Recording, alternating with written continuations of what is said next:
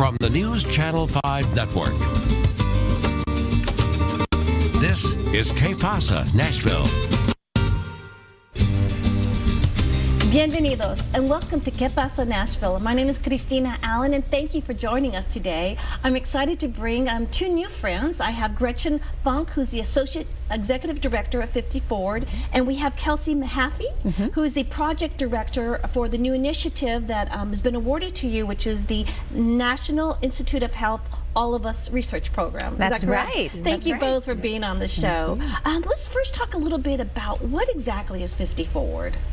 So FiftyForward, we launched in 1956, so we have been here celebrating our 62nd year, and our mission is to support, champion, and enhance life for those 50 and over in Nashville and in just the greater Middle Tennessee community. So the way we do that is through a couple of different ways. We have 7 active aging centers that are located in Davidson and Williamson County, where folks come in, engage in lifelong learning opportunities, all the things you might think of at an older adult center, and then many things that are new and exciting, Pilates, lots of new things that are really driven by the members at each individual center. We also offer lots of volunteer opportunities for older adults and others who want to work with older adults. So we have a wonderful retired senior volunteer program and a Friends Learning in Pairs program, also a foster grandparent program that works intergenerationally, allows older adults to assist students as they read to the best of their abilities, learn math to the best of their abilities. And then my area at FiftyForward is supportive care. So we all want to be out in the community as much as we can for as long as we can, but we all know from incidences in our families that things can happen, you know, and folks might need a little bit more assistance as they age. So we, in our supportive care area, have a variety of care management programs that work both with lower income adults and folks for whom income is not the issue, but just knowing what resources are there for older adults is the issue. So we help connect to resources with all of our experience. We also have a Meals on Wheels program, an adult day service program. So there's a lot of programs. Lots of things, exactly. And keep going. As the population continues to get older but healthier and living longer, is it more or less, it's not an overnight, it's a day-long activities, correct? It's a day program. Do you see a lot more healthier people just trying to connect coming in, or it's not necessarily older people in wheelchairs, but a combination? It's a huge combination. I think you have hit the nail on the head that we really work with people 50 and over, so that is a tremendous range of folks. We work with folks who are 50, we work with folks who are 100. So the centers are mainly open during the day, but we've been looking at some weekend hours, some evening hours, so that folks who are staying in the workforce longer can come and engage and do any kind of activity they're interested in. Right. And your role as a project manager for this new initiative, which we're going to talk about, do you do other, or is that your only role there?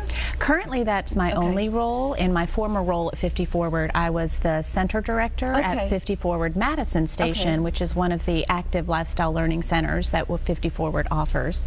And so when you say active aging centers versus older folks, I think that's really a good way to position the word association in a positive way. So give me an example, like I say, of Madison's outreach. I mean, how many people do you see? What kind of classes do you have that are reflective of that?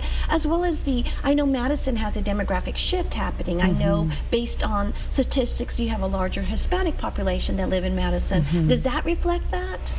That is true, and Madison is one of our larger centers, so the membership there can vary from 700 to 900 depending on the year.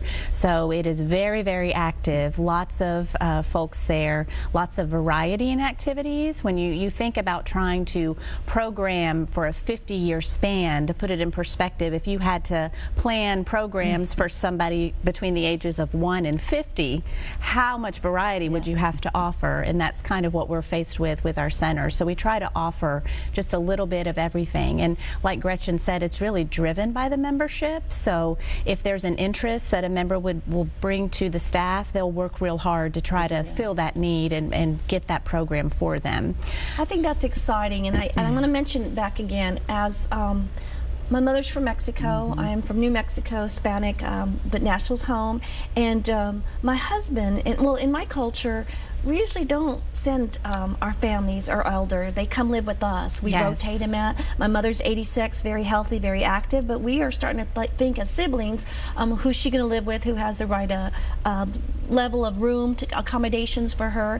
And so as a culture, I know with the Asians and Hispanics, it's very much not needed. However, my mom loves bridge. I mean, and so she might be able to, you know, to go somewhere like that. But do you find that as a challenge because it's still a new community, our Latinos and global community here, to understand that that you're an asset to them for quality of life for a child? I mean, and a sibling, a daughter, to help the parent.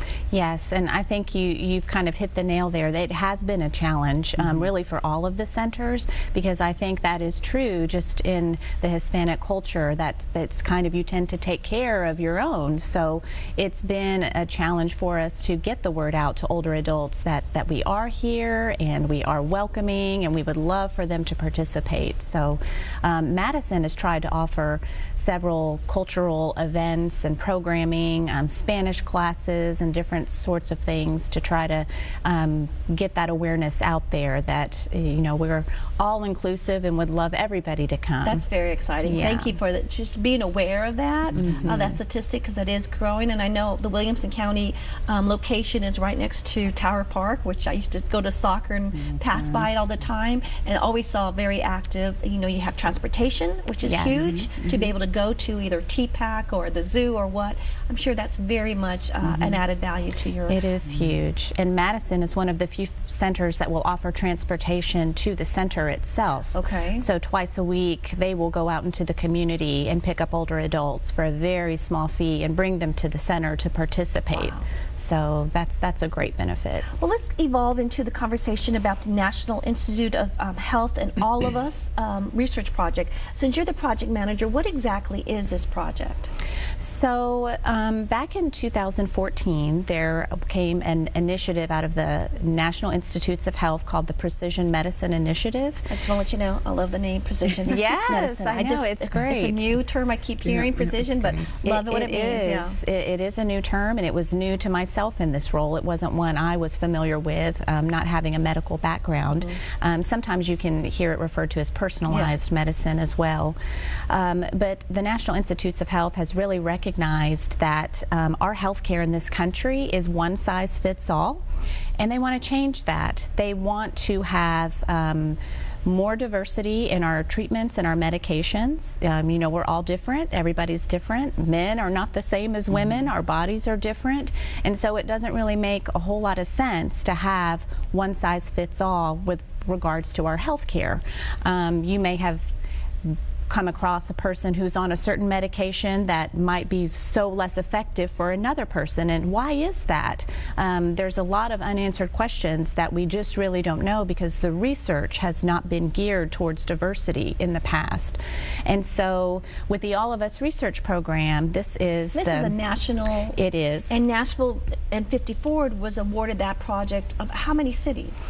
So we were one of 4 community partners. Huge. Yes. In Nashville. Across the country that were given the award to educate and bring awareness about the program into specific populations that have been underrepresented in medical research in the past. And so this is really the NIH looking and saying, we want inclusiveness. We want these populations on board. We want to know about them so then we can offer treatments and medications in the future that will be more tailored to their and so specifics. Instead of all of one size fits all, it might be, you know, 500 sizes can fit 500 different entities. Exactly, that's the goal. You're trying to get the research to put them in those categories. Exactly. And so the way they want to do that is their goal is to get 1 million people over the next few years to agree to be a part of this research study. And what that really will look like. It's kind of a permission to give over your health information. That information will then be collected into a giant database, if you can picture. So in the future, when researchers and scientists are wanting to study Alzheimer's, cancer, whatever ailment they want to study, rather than being limited to a tiny research study that they're all over the country, instead they will access this database of information of 1 million diverse Americans, and hopefully the outcomes of that will be more precision-based health care. All right, we're going to take a quick break, and we're going to continue to speak about the All of Us research project coming to Nashville and how maybe you can participate. Join us right back with Get Pasa Nashville.